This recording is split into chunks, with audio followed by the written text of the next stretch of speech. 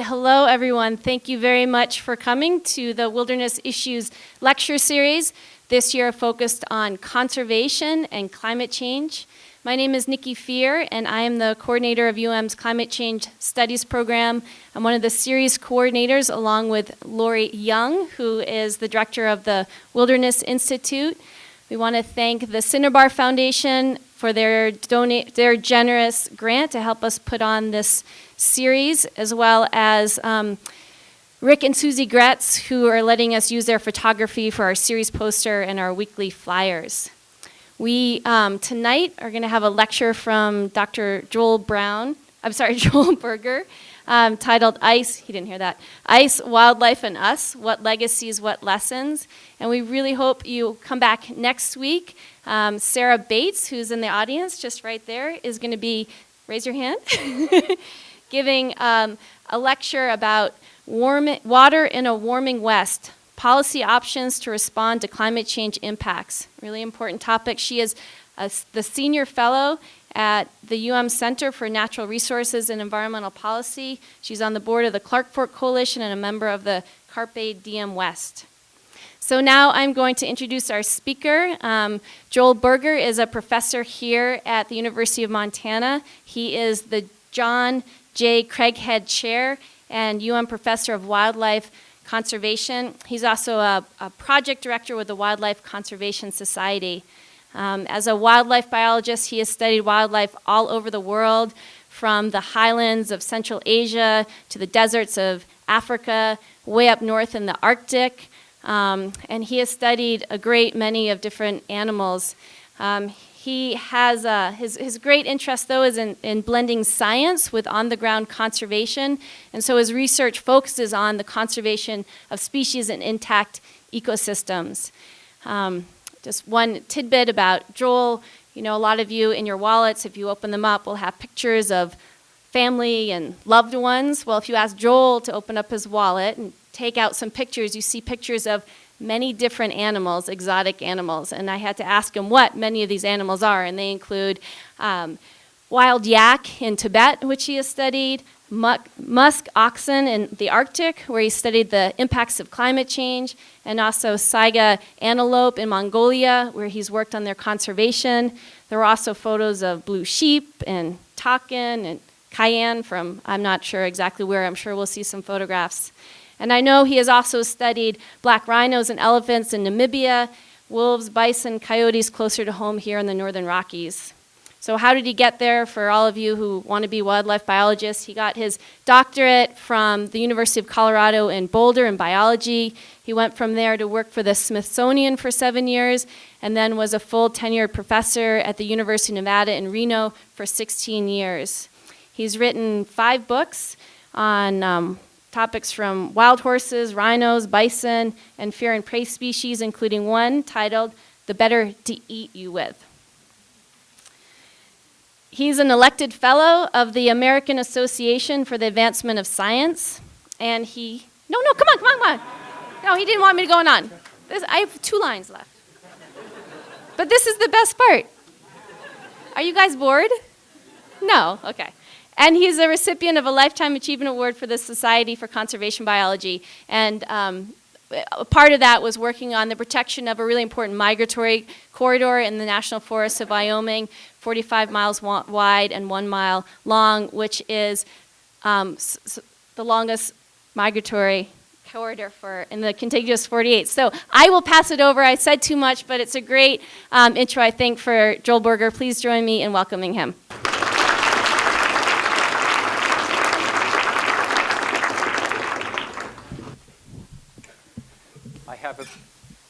I do carry a picture of my daughter as well.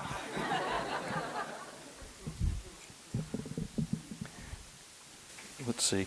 You can hear me. Okay, fine. Nikki, thanks. Pleasure to be here. I could tell stories about you, but I will not because you have students here. So we'll leave it at that.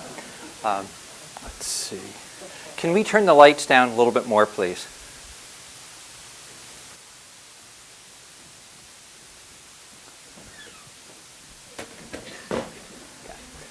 What I'm going to talk about today, ice, wildlife, us. I know you can read this is the last time I will be reading what's on the screen to you. The diversity of life on this planet is absolutely stunning. We know from spoon-billed sandpipers to cranes to butterflies, we have migrations that are in the hundreds of miles to thousands of miles. We have species that live on ice. We have species that live in sand, under sand. We also know that this planet is in trouble. Jerry Brown, who has been mayor of Oakland, has run for president, said during a presidential campaign 15 years ago, this planet is sinking and we need to do things. Well, I want to talk a little bit about that. And I want to do that within the context of looking at some of the challenges that are apparent. We know that we have economic issues. We know that we have climate issues. We know that we have issues that deal with human demography and resource limitations. What I want to do, though, is to talk about climate and to think about wildlife and think about biodiversity. And so when we think about some of the challenges that are ahead, we know that different kinds of species are sometimes looked at as the poster children or poster child. And so snow-dependent species are the ones that oftentimes come to mind, at least those featured mostly in the media, but also by scientists, also by a variety of other people involved with trying to maintain what we have on this planet. So wolverines come to mind, but there are other icons as well. Snow leopards. High elevation dweller in the mountains of Central Asia is another one that often is touted.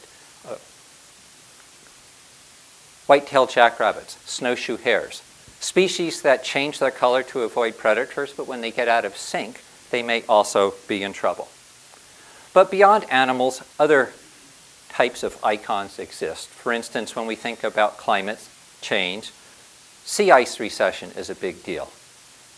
Species that rely on ice flows are a big deal. People that rely on these species are also a cause for concern and have been held up. And we know whether we think about Katrina or other disasters, if we had something like this in New York City, we would really get the attention of a lot of people. So I'm going to do three things today. Thematically, I will touch on climate, but focus more on snow, ice, and cold environments. I'll also talk about biodiversity. And then finally, I'm going to wrap conservation around both of these. So I want to start somewhat with a bit of a preamble and to ask what it is that we do and where it is that we're going. And maybe the best way to think about this is to ask you in the audience to put yourself in shoes that maybe you've already been in. The question is this: what is amongst the worst things you can think of that you've done when you were young and you would like to take back? I mean, really, think about it. It's like, okay, what kind of things did I do that might have hurt somebody? And so, for instance, we can think of snowballs. And we can be a little bit devilish. And you may know what's coming. Have you ever been 8 years old and done that? And had this happen? Have you ever been in a movie theater or a classroom and yelled fire and wondered 20 years later, what about the person who broke that leg? I shouldn't have done that. Have you ever wondered what a hay bale is like if it burns and the garage catches on fire? And you think about that after the fact, and it's just like, I shouldn't have done that. Well, this is a bit what we're facing because we're starting trouble, but the examples I gave, we can self-correct. But when you think about the burden of climate, this is something that we've started, and it may be 100 years, it may be 200 years before we can get back to a level where we would like to be. So I want to start with ice. And to think about the polar ice caps, but in the northern hemisphere, Greenland holds most of the ice. We have a lot of glaciers, not only in Greenland, but across a variety of different systems, both in the south and in the north. When we start to think about some of the changes. Let's see. Okay. So Greenland's here, Svalbard, the island, the other island is there. If we look at some of the changes that have occurred over time and look at the projections, this is where we're going to be, somewhere like this. We don't know exactly where we're going to be 50 more years from now, but we know we're going to have lost a heck of a lot. And this can have profound impacts, not only on the physical environment, not only on marinescapes, not only on landscapes, but certainly the biological systems that we know today. I want to move further south. And so instead of staying at the top of the world, shown here in blue are the world's glaciers, the montane glaciers. And if we start to think about changes in glaciers in the last 30 or 40 years, and we use some of the databases that are available, and so in red there, and I'm colorblind, so I'm going to have a hard time with some of these colors and looking back, but in red are the databases, and if we think about those and look at the changes over time, whether we're looking at the annual thickness changes on a year-to-year basis, or if we're looking at the cumulative change over time, we know we're losing a lot of ice. And as a consequence, we are changing a lot of the hydrological regimes that occur in these systems. And these will have impacts not only on people, but on a wide variety of other species besides us that have depended on systems. And we can also look at proof positive, because we know fashion is something that's very pragmatic, and we know that nobody worries about things. It's just all about cold. So here we know it's warming. Okay, ice. Let's take a more serious look at ice. These are polar bears. I think everybody knows these are polar bears. Excuse me. This is the northern tip of the U.S. This is Barrow, Alaska. Everything above it is sea ice. The colored dots there, each different color reflects a polar bear that had a radio collar on it. So when we see multiple points of the same color, those are the movements of a polar bear. So we have a variety of different polar bears. Notice that this is March. These data are from March 2010, by the way. What happens in the summer, the sea ice recesses. It moves north because the oceans around here warm, and so the ice melts. Polar bears like ice. When we get back to October, polar bears follow the ice pack and then ultimately end up, some polar bears, not all, around this area. And polar bears have a circumpolar distribution, so they're across the north in all the northern countries. Polar bears need ice. They need ice for refuge. They need ice for hunting seals.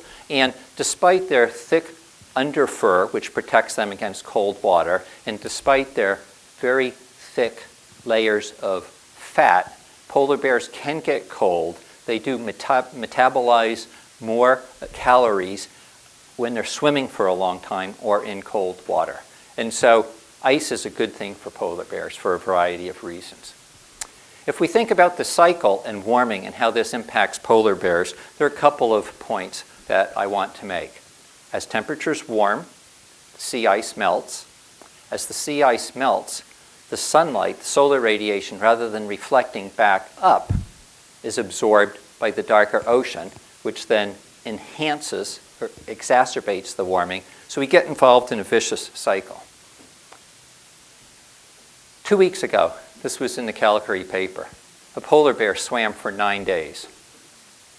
It couldn't find ice. It swam and it swam. And this was based on a paper that was published earlier this year. And we had a 650-kilometer swim. So that's about 400 miles of swimming. The animal lost more than 20% of its body mass over a 6-week period because biologists don't catch polar bears regularly, which is a good thing. But so between some captures, we know that it lost a lot of its mass. Of 27 polar bears that were collared that survived long swims, this was the longest swim that we have of a polar bear that survived. We've lost a lot of polar bears. What was really sad about this story is that the animal's yearling didn't have enough reserves and disappeared. and yearlings live with polar bears. They stay dependent young for up to 3 years, and so it was presumed drowned. It just ran out of energy. Ice is needed not only by polar bears, but a lot of species. These are walruses that have pitched up over on the Chukotka Peninsula, just across on the Russian side. Walruses have also been pitching up on the northwest coast of Alaska in numbers that hadn't been ever recorded in the past. And in these large concentrated aggregations on land, as opposed to sea ice, a lot of trampling occurs. And one such event resulted in the trampling of 30 young polar bear, young walrus. We don't know much about the interactions between polar bears and walruses. We don't know to what extent, because they're both being squeezed, that this may have some unusual impacts on their dynamics. Maybe it'll have none. We just don't have very good information. What we do know is that in the summer, polar bears are being stranded on coastal Alaska. We don't know if the frequency of this is changing because programs to monitor this have just started about 5 years ago. What we do know is that polar bears on land can be very dangerous. And a colleague of mine, Steve Zach, who works for the Wildlife Conservation Society, he had a field camp where he was studying birds and interested in climate change, and they had to evacuate. And it cost about $30,000. It was the end of their field season, but they felt that, it's not their land, it's their land. There are interactions that occur between polar bears and another species. This is a grizzly bear. And when grizzly bears and polar bears meet, they usually don't mate. But in this particular case, they did. And there have been several other cases, at least 2 cases of polar bear, grizzly bear hybrids. And let's see. This is how we've detected that is legal hunts, 2 different hunters pulled in bears that were subsequently tested by DNA, and they were real hybrids, and this is one of the stuffed ones. So when we think about the future for polar bears, it's not especially promising. With sea ice receding, polar bears have a difficult time, and given the rate of loss of ice, their ability and their genetic potential to adapt in time is not very promising. And so I started this section talking about poster children, and clearly the poster children of climate change is this species. But before I move on, I want to say a couple more words about ice. Ice connects, ice divides. Ice is what unites us with parts of Asia.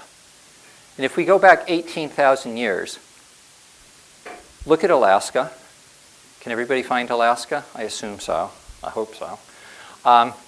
Alaska is not part of the US. It was part of Asia. But as the ice sheets melted, we've had colonization moving in both directions. Mammals for hundreds of thousands of years. This mammal most recently in the last 13,000 years. I want to move away from ice, but still stay at the top of the world for a little bit and talk about biodiversity. Notice these lakes. At one time they were ice covered. Before that they were covered with some glacial ice. As we've lost ice, we've created habitat. Birds from every continent come to northern Alaska to breed, to mate. And there's some spectacular diversity across a variety of taxa. There are at least a dozen species of marine mammals that use these waters. There are other mammals. 2 of these are unique to the Arctic, polar bears and Arctic foxes, wolves, grizzly bears, but they have much broader distributions. Ptarmigan. There are some moose that live in the Arctic. These are little fat reindeer, wild reindeer.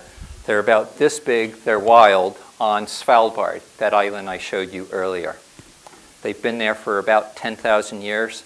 They have no predators, so they've developed gobs of fat. They're smaller than pronghorn antelope, and they're making it in the cold. And then there are musk oxen. There are spectacles in the Arctic, migrations by land mammals as well as by birds, and some butterflies. What I want to do is to ask, to what extent periglacial species may be challenged by warming? And when I say periglacial, I'm talking about species that live in the shadow of glaciers or rely on glacial refuge. I'm thinking about cold-adapted species. We hear regularly that we're running out of space. If we move up, we hit some point and we can't go any higher. If we go to the top of the world or the bottom, we can't go any further. And so are cold-adapted species going to be toast? So let's think about that, and I'm going to focus on some groups of species that rely on periglacial regions, or at least that's the expectation, that are cold-adapted. And I'm going to start first by showing you where glaciers are in western North America. And what I'm going to do is to pose a question, and the question is this. When we look at the distribution of changing March minimum temperatures, so basically when we're getting into the spring, and when we ask, where have changes occurred with warming across the western U.S. over this 55-year period, whether that has an impact on some of the species that rely on these areas. And we lost all the colors except for blues. Okay, so blues are where we have temperatures that are decreasing. The blacks are supposed to be reds, but you remember I told you I have a problem with red, so we're just going to pretend that blacks are reds. All the blacks are areas where we have warming temperatures over that 55-year period. The bigger circles show proportionately more warming. And so I'll draw your attention to where we live. Look at the Rockies. We've got the most warming occurring in these areas. And so let's ask about a species that is widely distributed that in some way has been somewhat of a poster child for warming. These are called Pikas. Pikas are members of the rabbit family. What we know about Pikas is that they've experienced changing distributions. Okay, these were maybe going to be red, but we're going to call them black. Where we've got these black dots, they've gone extinct somewhere between 10,000 years and 1,000 years ago. And we know that because of fossils. The other colors there are where pika currently occur. We've seen range changes in pikas. If you've been to Las Vegas, if you've been to the Great Basin Desert, we've been losing pikas out of there for 10,000 years. That area has warmed up. In fact, instead of thinking about 10,000 years or 1,000 years, we've lost 75% of the low elevation pikas in Nevada in the last 80 years. We know temperatures are changing, not just in Nevada, but as I just indicated, across the Rockies. And so if we ask, are pikas likely to make it? I'm going to toss out an anomaly for you. Have people here driven to Portland through the Columbia Gorge? Raise your hand if you have. Okay, maybe 25%, so that's good. If you've done it in the summer, you know that the Columbia River Gorge gets bloody hot. Well, there are pikas in the Columbia River Gorge. And they live in these lava tubules, and they live in caves. And what's interesting about pikas is if we think about the normal distribution of elevation of pikas, so here this is in meters, but this is about 5,000 feet. Pikas go from 5,000 feet up to almost 11,000 feet. Pikas don't like temperatures. This is in centigrade, 22 centigrade. It's about 72 Fahrenheit. they have a very difficult time thermoregulating above 72 degrees. So let's put this in perspective. Where are the Columbia Gorge pikas?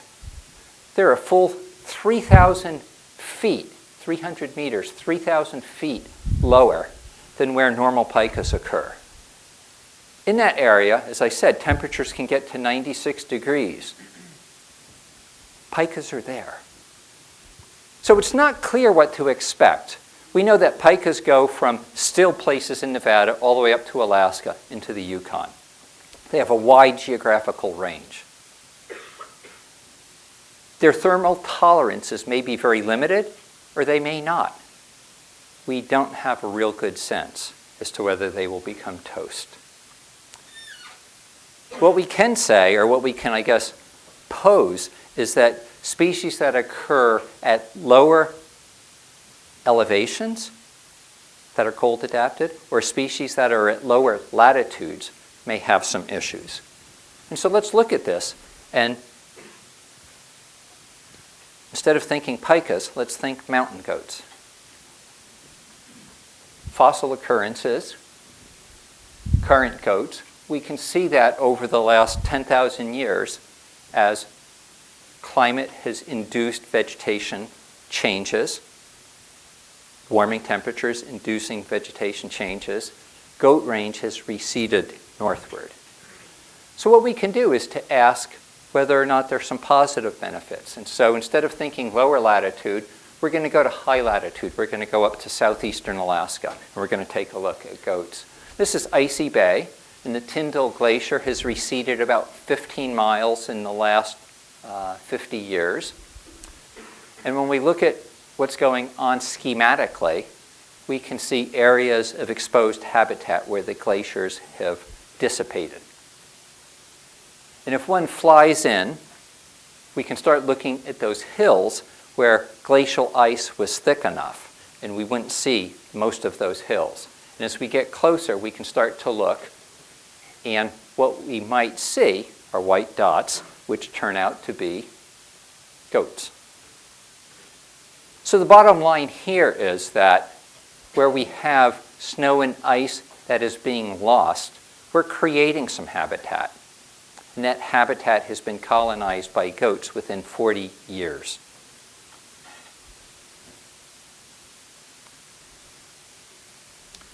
I'm going to move from the top of the world further south. We're going to go over to Central Asia. This is the Tibetan Plateau. So we've got, let's see if this works. We've got the Indian subcontinent is here. We've got Bhutan and Nepal. We've got Bhutan and Nepal. Tibetan Plateau above, that's the Himalayan range that's looking at you. The plateau varies from about 14,000 to over 22,000 feet. Rich Harris is here and Drew Gay are here. They're both biologists and they work on the Tibetan Plateau.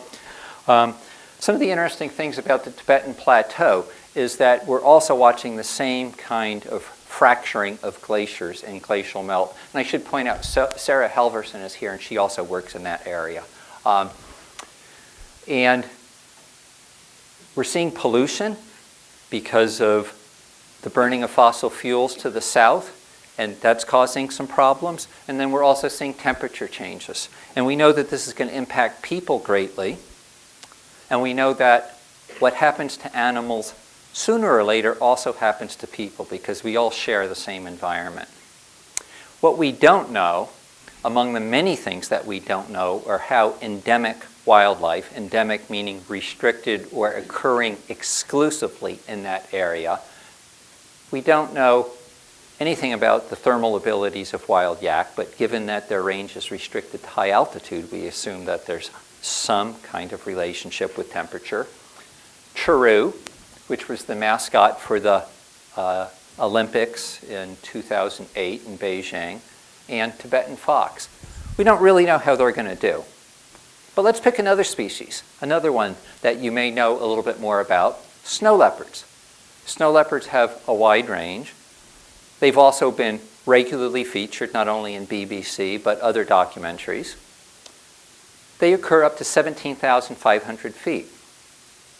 They also occur down to 3,500 feet in the Gobi Desert, where they're exposed to temperatures that can be up to 90 degrees. So they at least are occurring in areas where we know they're exposed to a wide variety of conditions. They're also hard to see. Can you find the snow leopard in there? I had to circle it because I can't find it. There it is. 2 eyes, ears, nose. We'll do that again. Okay, so let me try to sum up where we're at so far. There's a great deal of uncertainty for many species. These deal with their ability to tolerate abiotic changes, changes that are meteorological, changes in the physical environment, not the biological environment. These are raccoon dogs. They're not raccoons. They're not dogs. They're raccoon dogs. They show great flexibility. On the islands of Japan, several of the other islands, including Sakhalin in Russia, they don't hibernate. When they get over to the Russian mainland, they hibernate. They show some flexibility, just like our black bears do. There are black bear populations in North America that don't hibernate.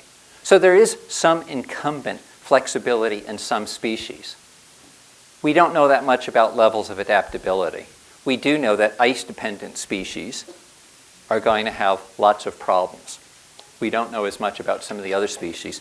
And we know very little about species interactions. And that's an important point because we're just talking about physical drivers. But when we start talking about the biology, species that live in communities, interactions seem to matter. So what I've done so far, talk about ice, talked about biodiversity. We're not finished with biodiversity yet. We're going to do a case study.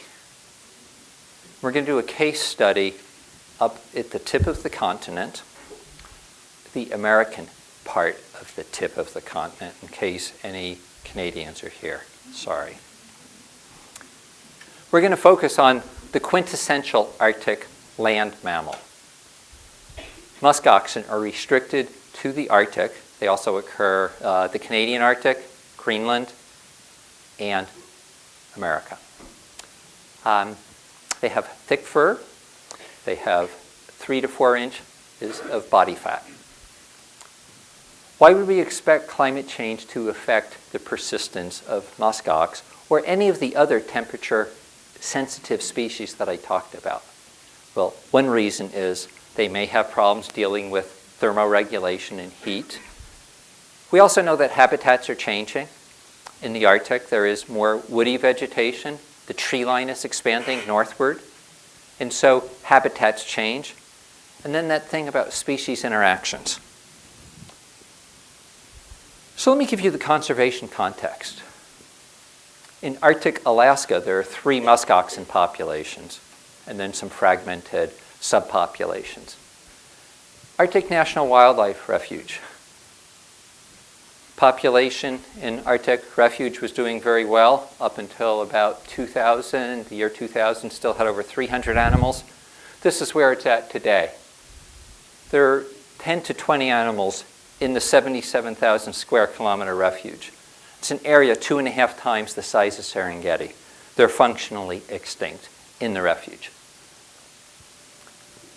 Persistence has been compromised.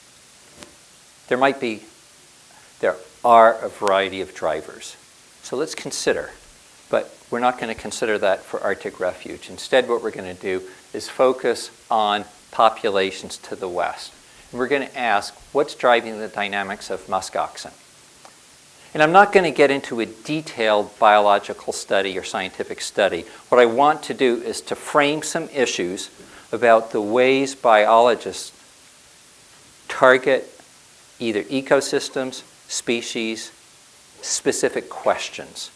And I'll run through the logical basis. I'm not going to plow data at you. Just give you a sense of what we're learning about this system. So we've capitalized on areas that have different populations, and the populations vary in their growth rates. And so we can call this area B for Bering Land Bridge. The area above, we're going to call it Cape Krusenstern. This is Russia over here. In contrast to what Sarah Palin says, that she could see Russia. She's never been there. She's lived 1,000 miles to the south.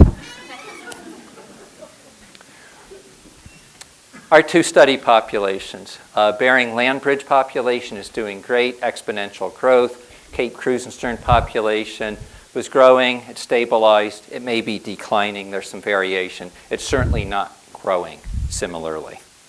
So, what might be causing these differences? Well, there's some relationship amongst each of these, but if we try to set them apart, we could talk about disease, which we're not. We could talk about nutrition, we could talk about climate drivers, we can talk about species interactions.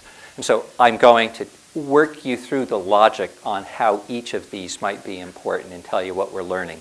Before I do that, I want to give you a little bit of background on what this species is. So the context. Muskox are well known as one of the few mammal species that live in groups that form defensive formations. Elephants also do this. Babies in the middle. This is what it looks like from kind of a ground air type level when they form these. Muskoxen, closest relative in North America, are not bison, they are mountain goats. And so muskox, closest genetic relative. They're not that close, but they're part of the goat and sheep family. If nutrition is causing these differences between the two populations, what we would expect is that the two populations will differ: average body masses, adult survival, juvenile survival. I said I wasn't going to read, so conception rate, sexual maturity, lean or not lean condition, and their teeth.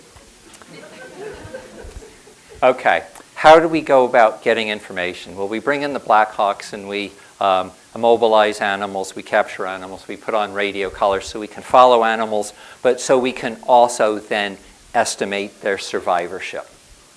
And we put tags on them so we can tell who's who as well. We also weigh animals, and this is Lane Adams, who's a colleague of mine and a co-partner in this project.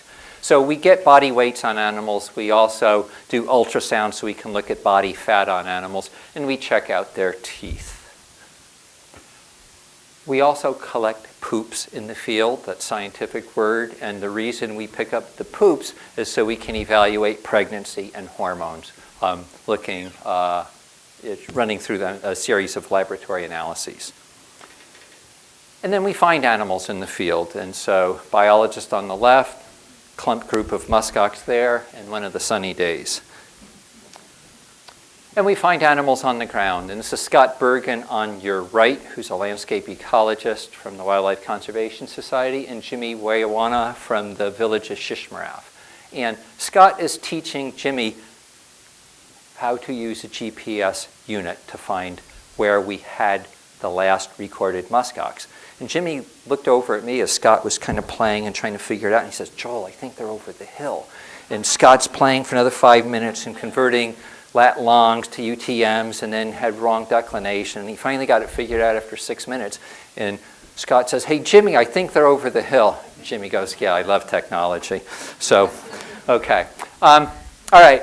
So what are the key sources of variation between our two populations? Teeth. Okay, these are the ones from study site B, Bering Land Bridge, the population that's doing well. These are good teeth, in contrast to those from Krusenstern. When Jimmy saw these pictures, he said, "The people from Shishmaref drink too much Coca-Cola. Our teeth look like those of muskox." So he was recognizing, obviously, some problems within their society in terms of dentition, but we certainly did not expect this in our other study area. So there's your contrast. So if we go back to our nutritional hypothesis, these are the things that we expect to differ. Well, what do we know that differs? We can rearrange these. All these that are on your right that say similar, that means that they're not differing between our two populations. Each of those 4 parameters are associated with body mass. And the reason it says inconsistent, because in some years, animals from area A are 10% bigger. In other years, animals from area B are 10% bigger. So it's inconsistent. Differences in juvenile survival and teeth. So when we think about this, what we can say is that, we're not sure, but the evidence is certainly not pointing to nutrition. So what about climate? If climate's affecting these 2 areas differently, the word we would use is spatial heterogeneity, we can make some predictions about how weather might be shaping these conditions. And one of the things that we look at then is snow levels. And so we've been doing this at 3 different months. And let me point out again, remember, we're comparing our 2 populations in these 2 regions. And at this point, we're still working through analyses. And so we don't have a precise answer, but we're leaning away at this point from variation in snow being a driver. What about other parameters? What about if we could use remote sensing to look at some index of vegetation greenness between the 2 areas? And so that's what we've done. And we've done this again with Scott Bergen, the guy who is showing us the GPS unit, because he's a good techie guy. And what Scott has done is he's looked at over a 15-year period 1 square kilometer pixels to evaluate whether or not, let's see, increases or the color scheme is all messed up. I could tell that much. Okay, well, let me think of how I want to do this then. Populations at the top end are stable or declining. Populations here are increasing. We could make a prediction about all the different colors that you can't see, which should be characterized with which.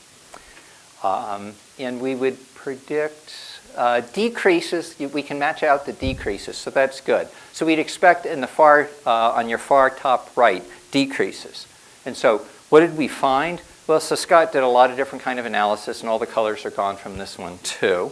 So we won't worry about that. But we will say this, is that we still have more analyses to do, because as scientists, you are always doing more and more analyses. But currently, we can suggest that climate impacts are ambiguous. They're not a good signal for the differences that we're finding. So what does that leave us with? Species interactions. So what affects calf recruitment? Well, muskox, when they have opportunities to give birth on the tops of hills, they often seize them. So what's down here? Oh, we'll take another look. What's down there? It's a pod of bears, Sterling. And I'm going to show you a video that I hope is going to work.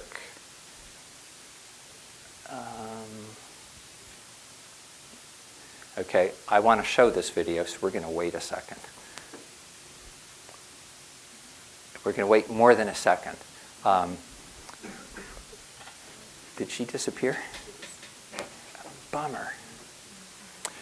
Okay, no, we have the superstar is coming. Okay, good. Thanks.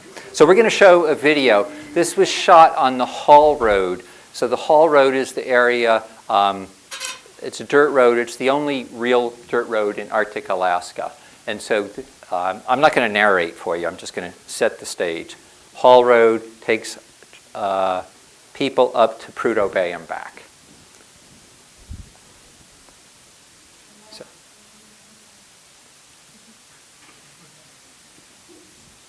Oh, there's a little sound. You'll like the sound.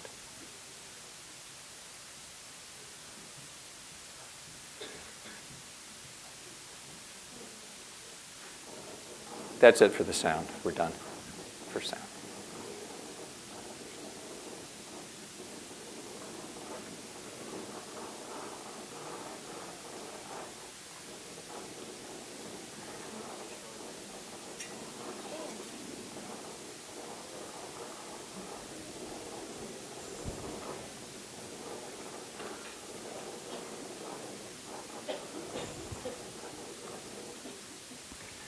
Okay, maybe a little bit gruesome.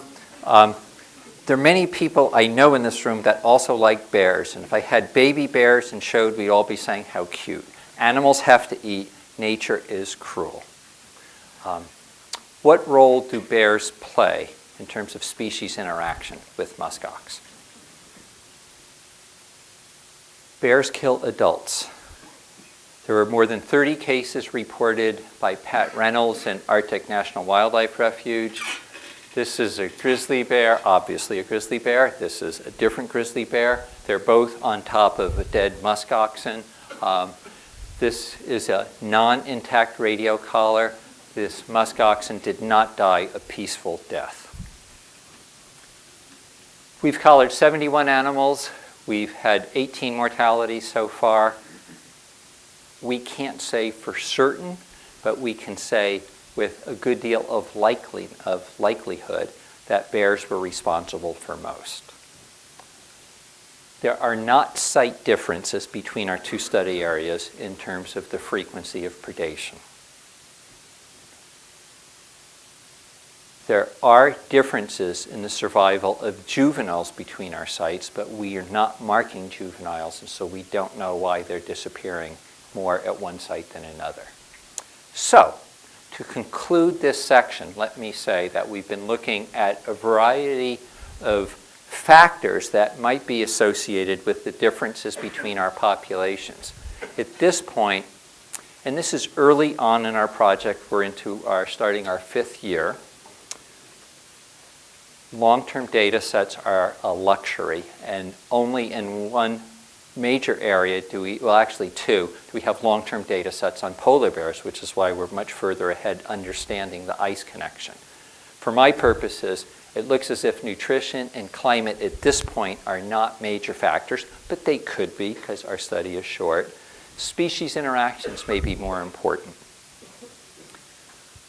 Okay, so I've talked about ice, I've talked about biodiversity. Let me try to wrap this around conservation. What I'm going to do is tell you what we can do and what we can't do. So let me start with, perhaps frustratingly, but things that I don't think that we can control. Forest expansion. I don't think we have much control. Rain on snow events, also called icing, which happens here in Montana, which happens in a lot of areas, but it may be happening more frequently, and what it does is it precludes species like caribou or musk oxen, where up to 20,000 died in the high Canadian Arctic in 2003 because of a rain on snow event. Ice recession. Only 2 years ago did we see the opening of the Northwest Passage. And we're going to see more. We're going to see Arctic shipping lanes. The first boats bringing tourists to Barrow started last year.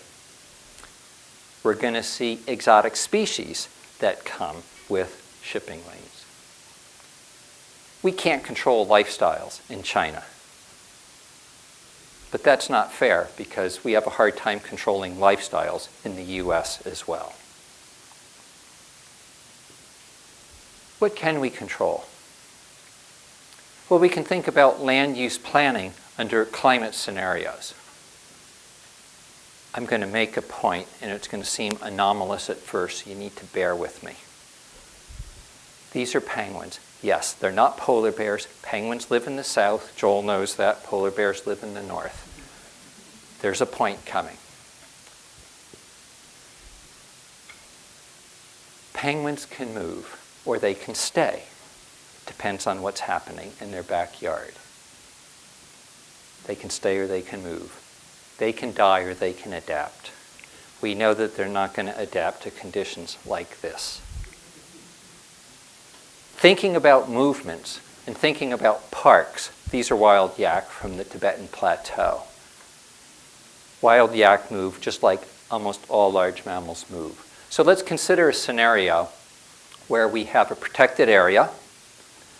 We have Summer Range wholly within it, Glacier National Park, Yellowstone, you can pick places. It doesn't have to be a national park, any kind. It could be national forest, it could be BLM land.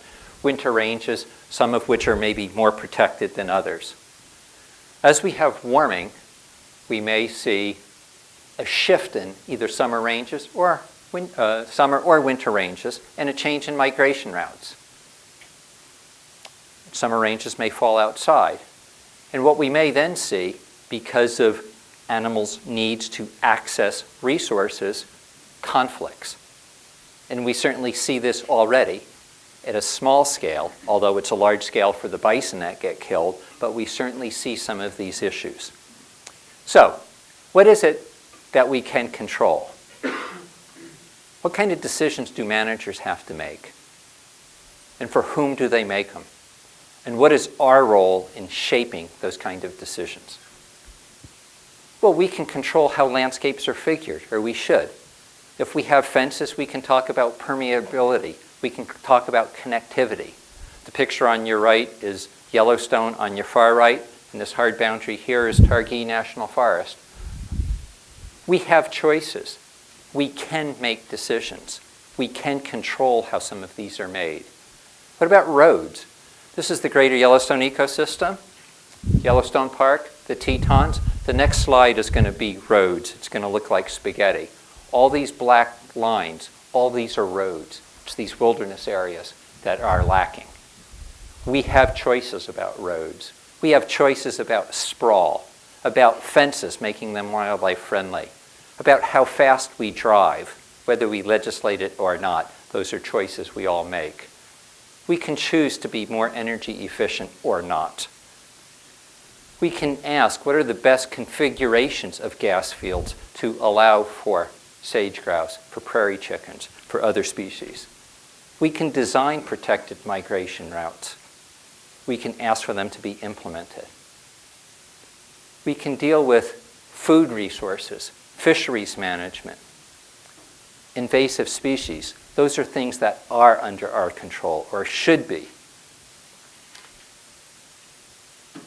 We can do more with the trafficking of illegal wildlife.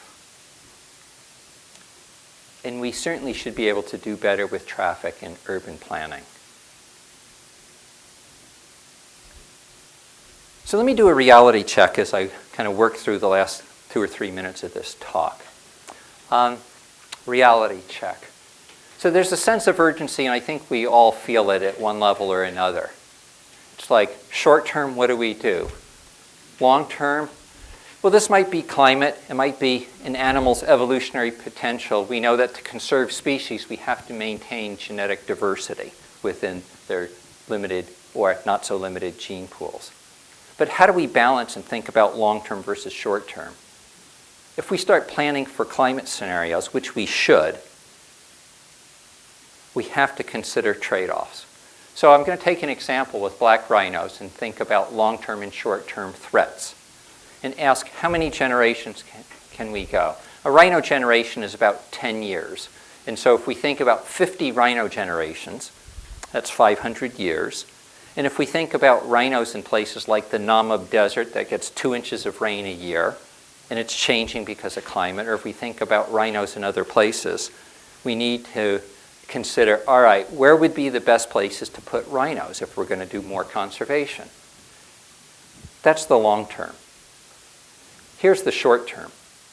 In 3 generations, we lost 97% of all of Africa's black rhinos.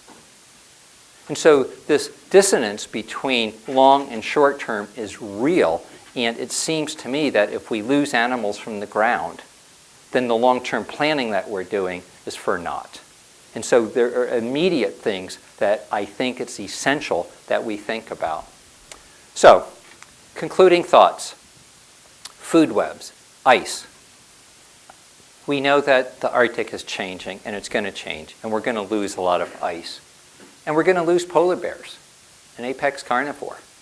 And the scavengers, Arctic foxes and glaucous gulls amongst a whole cohort of other scavengers, we're going to lose them, and we're going to change food webs, both bottom up and from the top down. You know what the next replacement for polar bears are going to be? It's not us.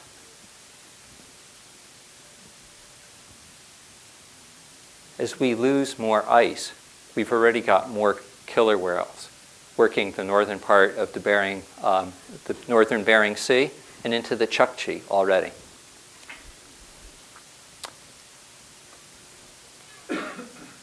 Some species are going to benefit from losing ice. Others are going to be more toasted. It depends on their tolerance to a variety of conditions. The examples that I gave with mountain goats might be one that would be realistic. Species that have wide thermal tolerances are going to be favored, those that occur where there's wide environmental variance. When we talk about climate change, do we talk about bison? No.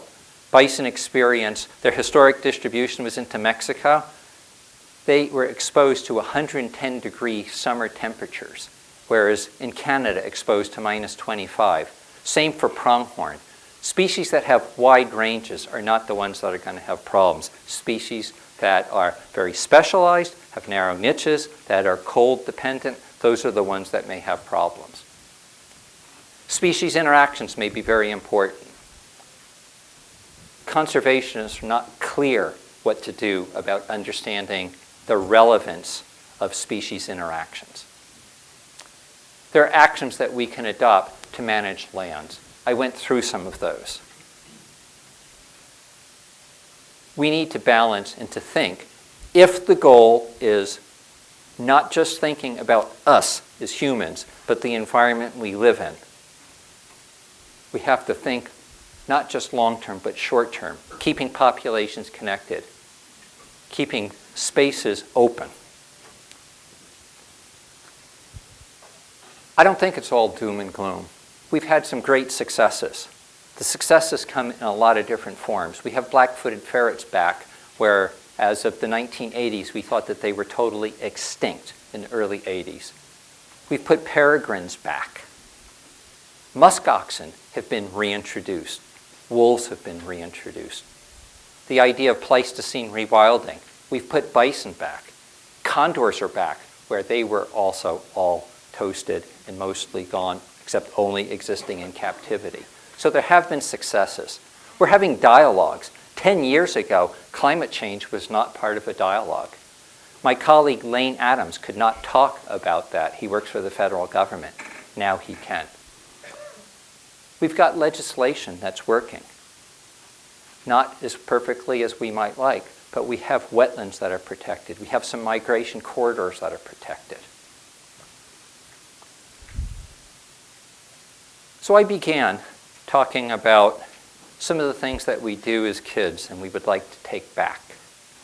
Well, climate change is something that's there, and we're not going to be able to take that one back. But we can think through, we can be active, and I don't think it's biological scientists. I don't think it's climate scientists that are saving the world. I don't know who's saving the world, but I do know that social sciences have a huge role to play in educating. And you look at where we're at now versus where we were. You look at courses like this, and you look at programs like what Nikki and others have put together. With that, I'll just say thanks. I like Missoula. I love Missoula. It's fun being here. Thank you.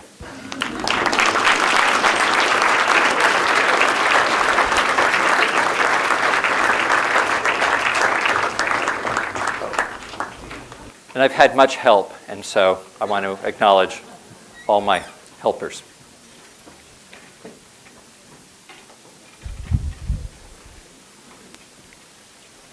So yeah, we have some time for questions.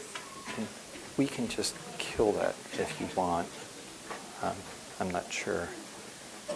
All right, we can just leave it. Okay. Yeah, go ahead. How do you explain the dead tissue in the musk ox being different? So the question, it's a good question. What's causing the differences in the two populations of muskox, one that have the really nasty teeth and one that have nice teeth? We have no clue. We have no clue. We know that it's not a genetic thing because both populations are derived from the same source. And we know that the animals, the young animals we handle, their teeth are good. And so at some point, There's either breakage, there may be mineral deficiency, we're not sure. And we've had a really hard time collecting the teeth because when the animals die, we usually can't get the teeth back. We can find part of the skulls, but getting the jaws has been really difficult for us. And so the only time we have to get the teeth to run them through a lab to, we'll say, look at minerals, is when we've mobilized them. And we haven't had the heart to pull the teeth because they have so few teeth. So we haven't done that. So we've made a choice that if we can get more jaws, we'll be able to do it. But we didn't feel it was right to start pulling teeth when these animals had so few. When you talk about species interactions, are you mostly focusing on species between wildlife, different species of wildlife, or the vegetation itself? It could go both ways. That's a good point. So when I've been thinking about it, because I don't study plants, I've been more somewhat myopic thinking about interactions between species that will shape their distribution. But plants obviously have massive effects on herbivores and how they shape where they occur. And certainly changing protein, changing mineral composition of plants can have massive effects on what animals are doing. And so good question. Good question, and it's appropriate to look both ways. Somebody back there, yeah. Why do you think the muskox stays a dark color with everything else? The foxes, the wolves, the caribou, the bears.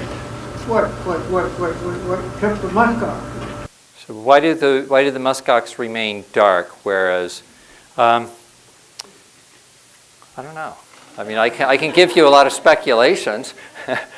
I can give you speculations, but I don't know. I mean, wolves hunt, but we don't really know if black wolves are poorer hunters than our lighter wolves. People just haven't figured that one out. There's some evidence from Yellowstone. I don't know what it is, but people have thought about it.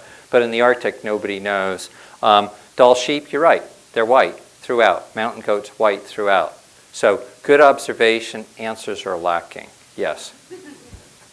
I'm an archaeologist. I've got a couple questions for you. I noticed that the charts you showed for some of the distributions, like the Pika, date from the Middle Holocene, which was a really warm period that, as far as we know, was not human caused. I was wondering if scientists like you could find useful data from that previous warming period, maybe use it as a control of some kind. And also, how can archaeologists help? So the question, just to repeat the questions, one is that I showed a map of changing distributions over the last 10,000 years or so for both goats and pikas. And so one of the questions was, can we use insights from those changing distributions to help us think about future distributions? And then the second question is, how can archaeologists help?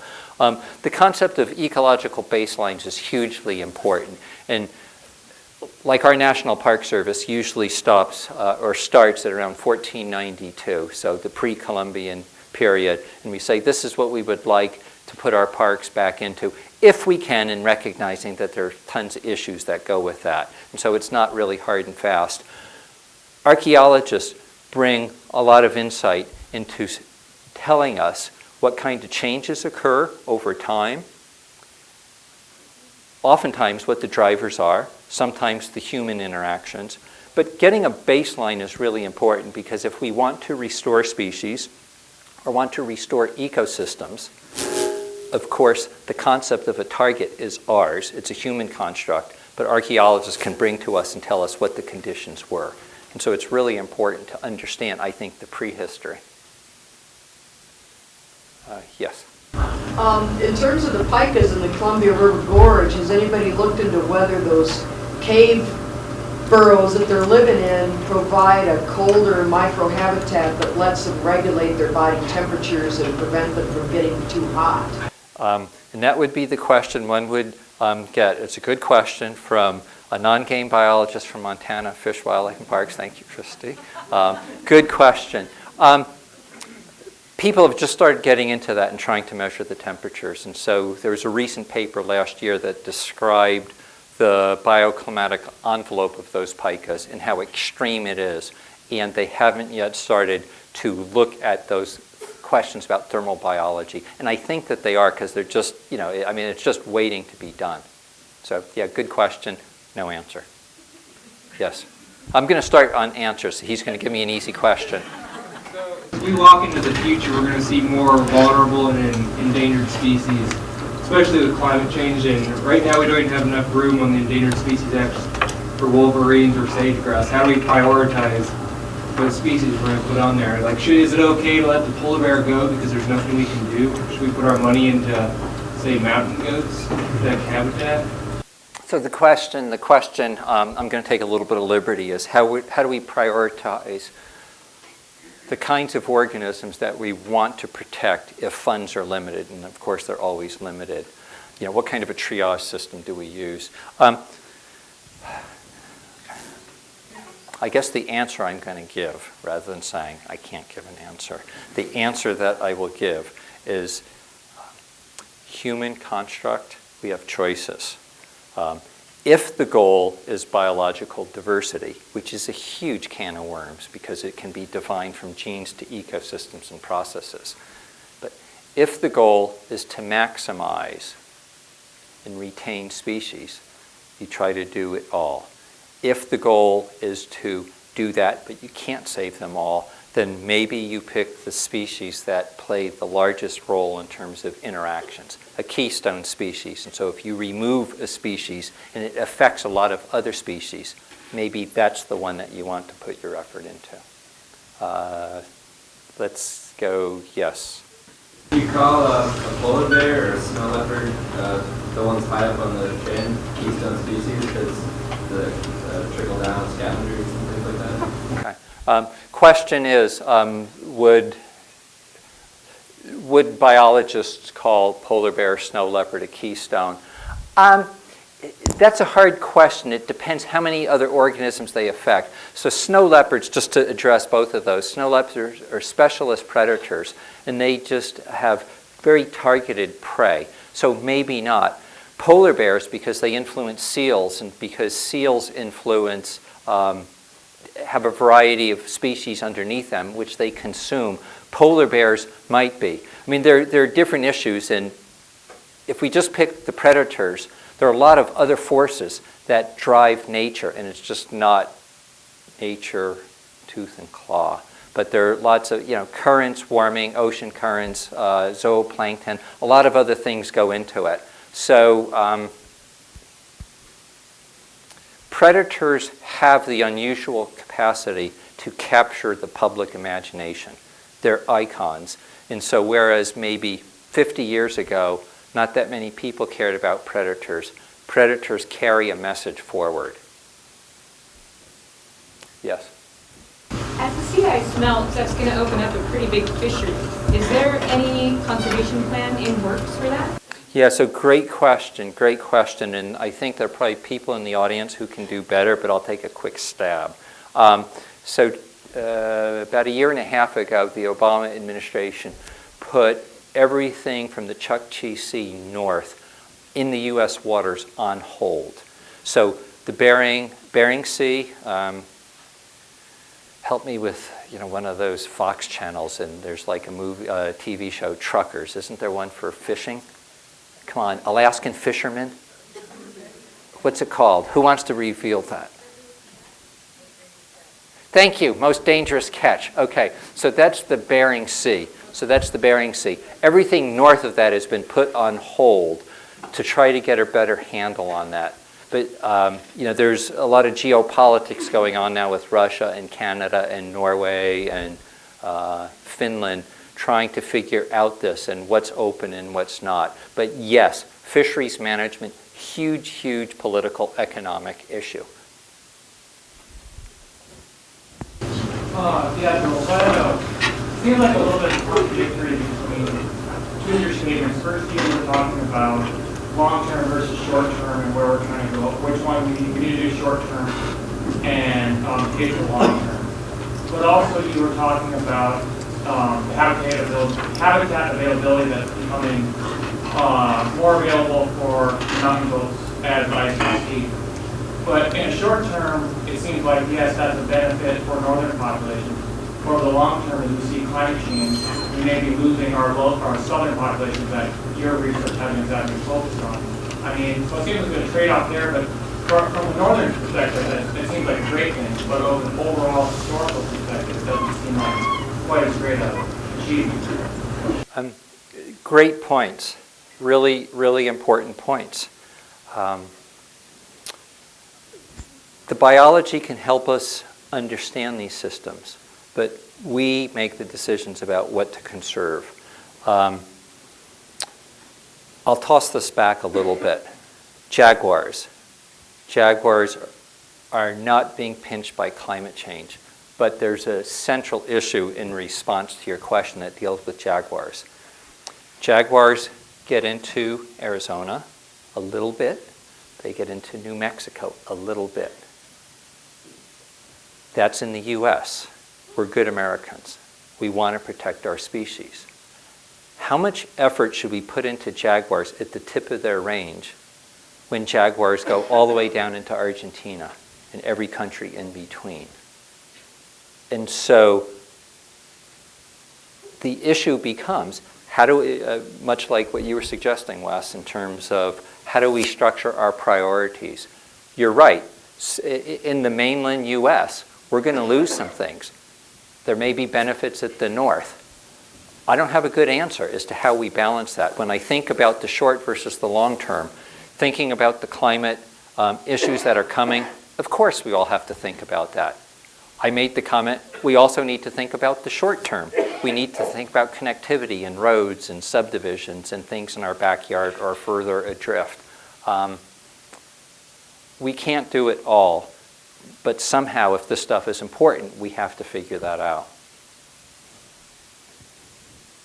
Yes? Yeah, Joel, I just wondered if you might want to comment on the concept of tipping points. Right now, there are things that people can do to, to change the concentration of greenhouse gases, but as soon as tipping points are reached, like melting of the permafrost or warming of the ocean, that those become self-perpetuating cycles. And so maybe the time for action is even shorter than might be predicted. Yeah,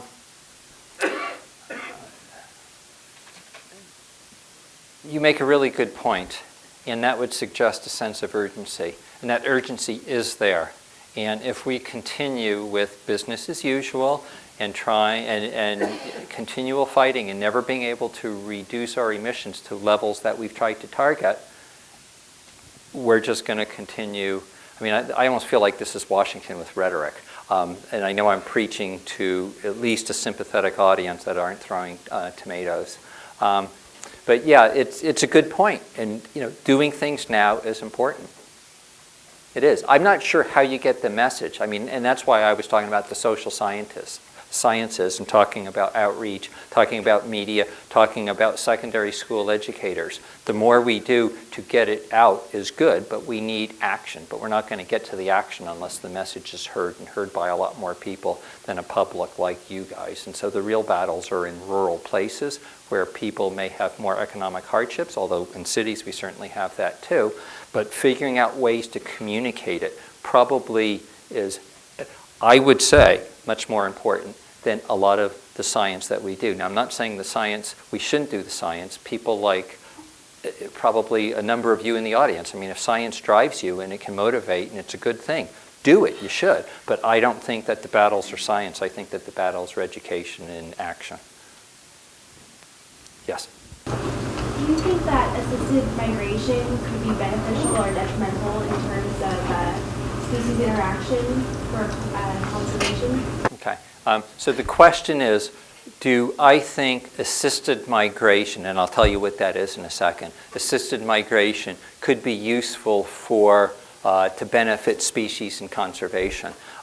So assisted migration is where we, humans, pick up species where they're in areas that they may be vulnerable to extirpation or massive losses because of changing conditions, and move them to more suitable places. And so I had this conversation once with Sterling Miller, who talked about tipping points, and thinking about Pikeus. And so Pikas are getting toasted in some parts of Nevada. And so what would be wrong if we took pikas and put them out on some of the isolated buttes in central Montana where they've never occurred as an experiment? Some people say there'd be nothing wrong with that. That's a good idea, do it. But then others say, when do we start? When do we stop? How much tinkering with nature do we do? Well, of course, we tinker with nature all the time. So maybe it's okay. But it's very controversial. And the most controversial part of that, I think, is been the idea that we may inadvertently bring disease. But of course, we've done that with wolves, not with disease, but moving wolves and moving lots of animals, and we screen. So it can be done. The reticence has been, we don't know as much about the ecological interactions when we bring species X into an area where it hasn't been. Even if the habitat looks right, maybe something else is going to go wrong. And so that's been some of the reticence. But let me say that we've been moving species. Fish and Game departments have been doing this. Oh, Christy could probably help me, but I want to say 70 years or more. We've been moving species around. Any more questions? Yes. So if we reach one of these tipping points and we have sort of self-perpetuating loss of biodiversity, what does that mean for the world that we live in or for us? So maybe the best examples are when we start to look at the fisheries industries, and we can look at it in the Atlantic, we can look at it in the Pacific, we can look at it down by New Zealand, and you look at overharvest, and you look at the size of fish, and then you look at how we fish down the food web. Oh, well, we've lost these, well, we're going to go to these. And so as we start to change ecosystems, a lot of the species that we depend on may not be there. And it's just going to force more and more and more opportunities in a direction that we're going to continue to fall out of control. You know, I mean, we can't save everything, of course. When we have, what do we have, 7 billion people? How many people on the planet now?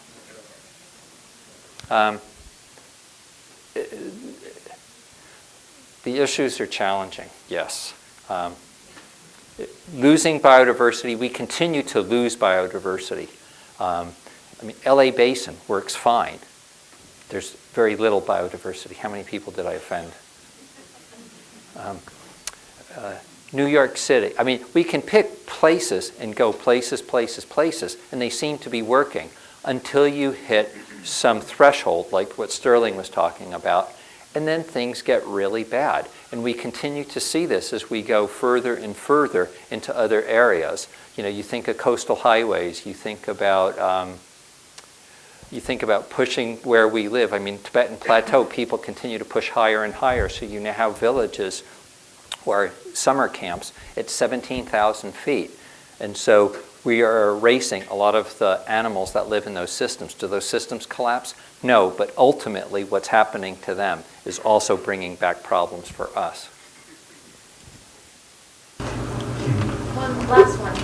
Okay, at the end of your presentation, you mentioned like rhinos, and I read a book about the illegal trade in rhino horn, and a bunch of Chinese medicine manufacturers stockpiling like cups and stuff that had been made out of rhino horn because they know they're going extinct. And I was just wondering, because I knew you worked on it directly, what is the thoughts behind that in the Chinese culture? I mean, do they not foresee that eventually they're going to run out of the things they're stockpiling, and their Chinese medicine, the entire thing it's built on, is going to collapse because they won't have any more? So I'm going to try to give, I will answer that if there's a Chinese, is Li Shu here? So we have a biologist here from China who's worked on illegal trade. Li Shu, she asked, could you hear the question? Do you want, can you ask it shorter and she will answer? As far as the trade in illegal rhino horn goes, and the fact that Chinese medicine is built on it and they know that they are going extinct, I mean, I just think it's weird that they aren't doing anything to conserve rhinos, even as, you know, a cultural heritage, because they run out of rhino horn, the traditional Chinese medicine kind of collapses. So what are, I don't know, I was just kind of wondering about that. And actually, since 1993, it's illegal to trade any rhino products within China. That was banned by the highest court in China. And but there are continued illegal trade. And another thing is we have no more rhino in China. But I mean, I don't know. The book I read talked about, the Chinese medicine, like still being manufactured with rhino horn. I don't know if it was the book that was incorrect. Nowadays, as I know, there's no legally made medicine in China from rhino, but there are a lot of illegal use because you can just use it as powder by person without any prescription. Okay. So I think what I'll do is I'm just going to try to wrap this up a little bit and just make the point that just as our government does much as we sign CITES convention and legislation to police and to do things, we still have poaching of gallbladders here for black bears and paws and things, despite the fact that, at a government level, we do our best, and at a state level, we do our best. In China, rhino horn has, as Li Shu had said, it's been illegal for 17 years. So let me just say, thanks. You guys have been a very attentive audience. I've appreciated. No cell phones have gone off. And Nikki, do you have a last thought? No, but thanks Okay. for coming. Okay. Thanks.